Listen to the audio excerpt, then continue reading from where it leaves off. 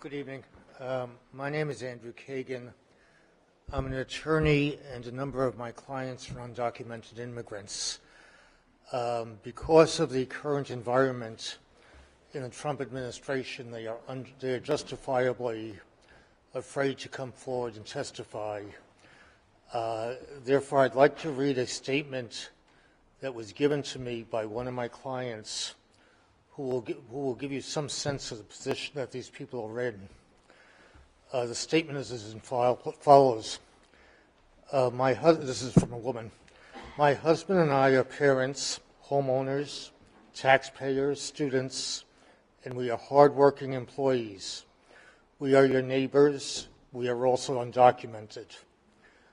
On a typical day, my husband wakes up at 4:45 a.m., takes a shower, packs his bag, and sips his coffee just like everyone else. Just before leaving, he gently kisses the top of our son's head and then kisses me goodbye. He leaves our home just before 5:30 a.m. to get to work at 7. He doesn't have a driver's license and has to take a ride with a group of other people to get to work. The vehicle is overcrowded. The heating doesn't work in the summer, and the air conditioning doesn't work in the heating doesn't work in the winter, and the air conditioning doesn't work in the summer. It is so time-consuming picking everyone up that I won't see him again for another 11 and a half hours. Previously, I qualified for DACA, and I was able to obtain a driver's license. Although the brunt of responsibilities fell on my shoulders, and I was often exhausted from balancing work, home, school, and everything else, I was generally okay. I can get everything done for my family, at least to the best of my ability. This is not to say my husband's inability to be mobile fell easily on our home. Oftentimes, it was a cause of great stress, especially if I got sick.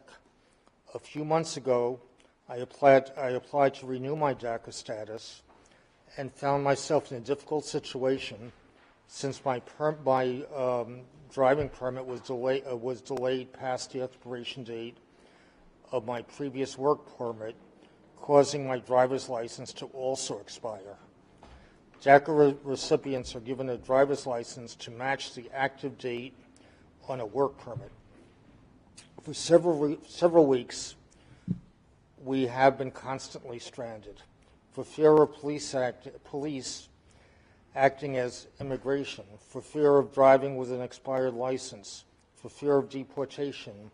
We missed so many appointments, including medical appointments and educational appointments for our son. It was impossible for us to get to work on time, then take a bus back home to pick up our son, and to get back to work all in one day. By far, the hardest part has been picking up the groceries and buying the groceries and diapers. How could something so simple and basic be such a nightmare to coordinate? I know we are in a politically charged time and that the issues of driver's licenses seem irrelevant, but I implore on your humanity. Much like you, we are just trying to live a normal life and to provide for our families. I beg you to remember one thing. We are not, quote, bad dudes being portrayed on Twitter. We are parents, homeowners, taxpayers, students, and hardworking employees. At the end of the day, we are your neighbors. And I thank her very much for taking the time to write that.